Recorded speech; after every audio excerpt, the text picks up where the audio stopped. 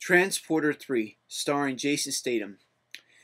Now, for some of you out there who aren't familiar with the Transporter series, it's about a man who gets paid very well in cash and has to transport items with no questions asked.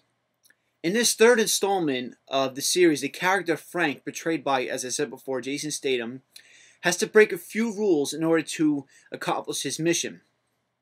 The film contains plenty of on-location shots, aerial cinematography, and action-paced ellipse-style editing and screenwriting.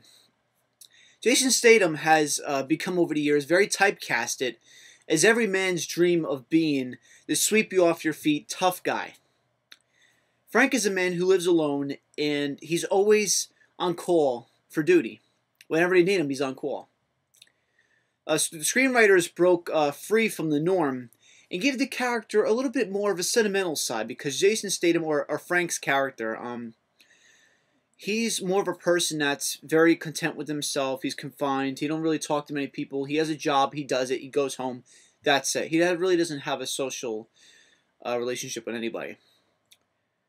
So, believe it or not, Corey Yuen, who directed the first Transporter with Jason Statham, did the stunt choreography, or he was the stunt coordinator for this film. So I'm glad that he stayed with Jason Statham. So listen, for these stunts and these shots, I'm going to direct you of how you're going to do the stunt coordinator.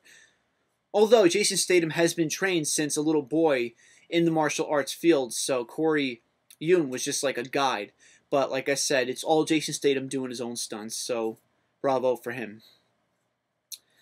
Let's see, the editors kept the tradition going of the speed cutting, the editing, because you have a shot, you got the parallel action going on, but yeah, you go from shot to shot, close-up, cut, wide shot, low angle, high cut, wide shot, just constantly being cut together like that, just to keep you on the edge of your seat so that you don't fall asleep through the action sequences. It's meant to be cut that way so that it does that. The best thing about the film is through all three acts, the screenwriters, as well as the director, kept raising the stakes, making the mission harder and harder to complete for Jason Statham. Now, one thing I noticed about this film is that the Transporter is somebody that does not use guns. He may use weapons, whatever is available, either it's a crowbar, a metal pole, fire hose, whatever it may be, but he doesn't use weapons. But in this film, he breaks that rule and actually grabs a gun and shoots a couple of bad guys. So that was kind of a break from the norm, too. I guess he had no choice. It was his last resort. So he had to resort to firearms. But anyway, a great cinematography.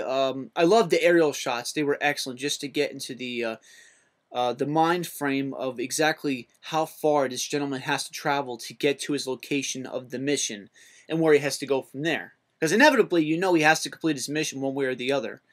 So those are your plot points left and right. But overall, I have to say this film wasn't that bad. I mean, I think it went along with the first two, but in every one of these action films nowadays, they're inserting a little bit more of the environmental politics, because filmmakers are becoming very aware of what's going on with our planet and how we have to save it. So they add that to the plot and make that the reason why these bad guys are bad. So overall, I give this film 4 stars.